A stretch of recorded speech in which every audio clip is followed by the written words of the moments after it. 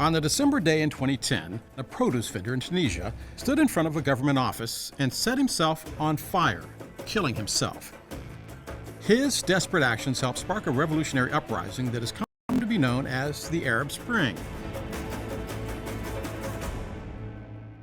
While the uprising across the Middle East and North Africa did not take place during a specific calendar season, they were commonly referred to as the Arab Spring, an allusion to the so-called Prague Spring, a 1968 democratic revolution in Czechoslovakia. The Arab Spring timeline began in Tunisia, a country that had been under the allegedly corrupt and authoritarian rule of President Zayn al-Abidine Ben Ali for more than 2 decades. On December 17, 2010, a working-class vendor named Mohamed Bouazizi was approached by Tunisian authorities about his unlicensed cart. He offered to pay a fine, but instead his vegetables were confiscated, and he was publicly humiliated by the police. Afterwards, to add insult to injury, local officials refused to hear his complaints of harassment.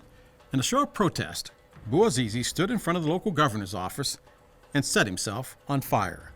He died from his injuries on January 4th.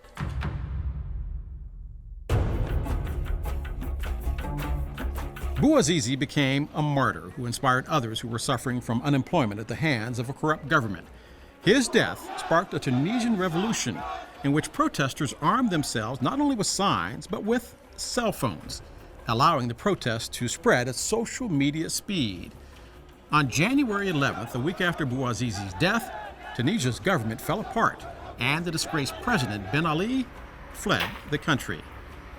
The videos of the successful uprising shared via social media raised global awareness of the protests themselves.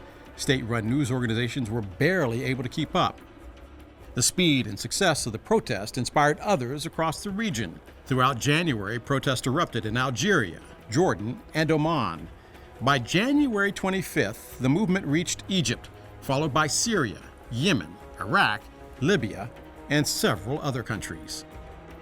On February 11th, Egyptian President Hosni Mubarak stepped down, and by the end of the year, Yemen's government was overthrown, as was Libya's, ending the dictatorship and the life of their leader, Muammar Gaddafi, who was captured and killed by Libyan rebel militia.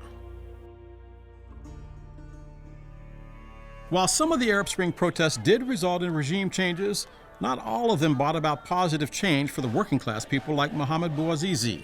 In some cases, the uprisings were co-opted by religious extremists like ISIS, who embraced the revolt against secular Arab regimes for their own agenda. As a result, when governments toppled in places like Syria and Iraq, rebel groups stepped in to fill the void, using strong-arm tactics and even terrorism. In Syria, civil war has resulted in the deaths of some 500,000 people, stoking the fires of unrest. Along with political instability and economic stagnation in neighboring countries, the Syrian civil war has also led to a massive refugee crisis in the region. While the Arab Spring revealed how fast a revolution fueled by technology could unfold, it also once again proved how complicated and unpredictable revolutions can be.